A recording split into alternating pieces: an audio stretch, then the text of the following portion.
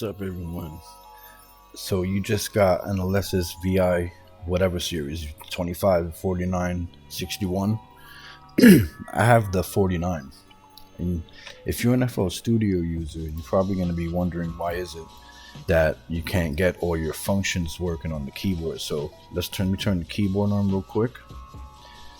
But first off, pretty much everything that you see on the top do nothing in FL Studio. So let me just show you that it's connected right now in FL Studio. So you'll see I got the VI49.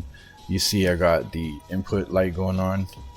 These go on too, but you see play is not playing. Stop's not doing nothing. Recording ain't doing anything.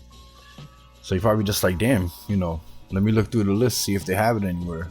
Nope, not gonna be in there. No freaking idea why Image Line hasn't programmed pretty much any more than common MIDI keyboard around, but at least they give free updates constantly and they're always doing their thing, so you can't fully blame them.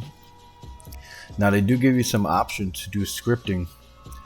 I'm not a programmer, and I'm pretty sure a lot of other people aren't either, and it's not something that I look forward to doing when I'm using some software and just trying to get the damn play button to work, you know what I mean? So let me show you what you can do to remedy this so you can get pretty much all these buttons working. So apparently, while looking around, I found on the FL Studio forum that somebody made a script specifically for the VI61. However, this also works for the 25 and the 49.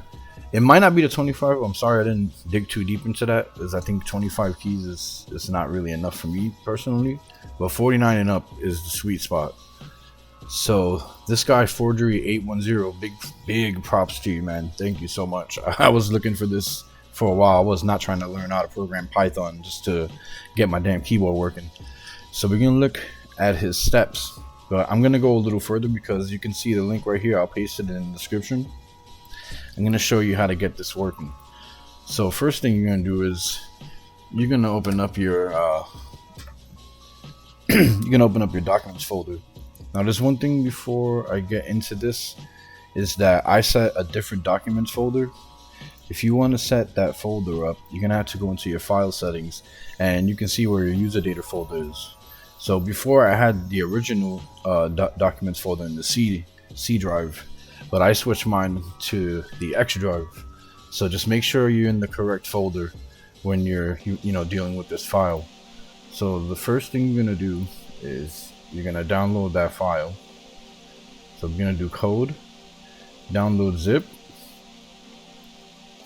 I'm just gonna save it somewhere, and I'm gonna open that file. So now you see in the zip we have these two files. So in your whatever your documents folder is for your image line, you're gonna go into FL Studio, then you're gonna go to settings, and you're gonna go to hardware. So I already put mine in here. I put two just in case if one didn't work.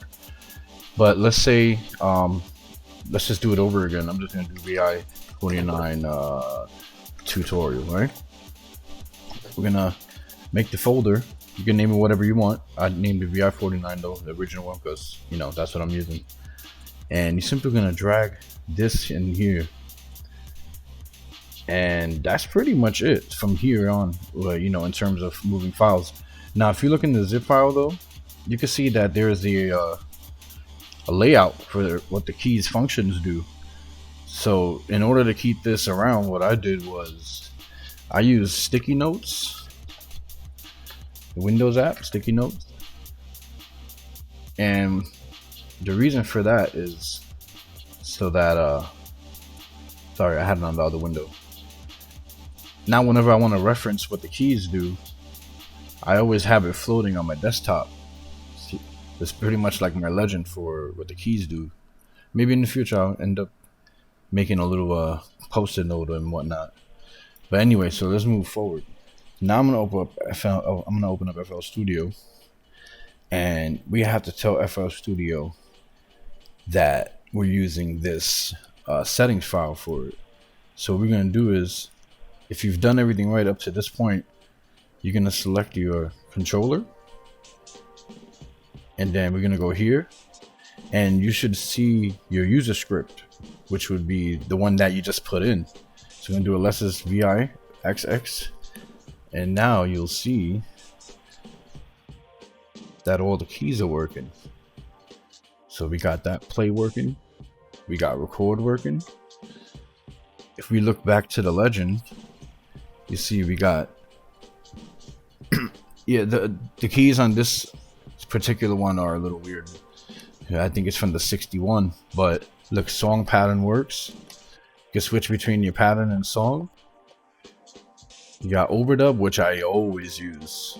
That's so that you can record over recordings and not have them erase. You got your playlist button. Sometimes you gotta press it twice, not sure why, but hey, better than nothing, right? You can open up your piano roll.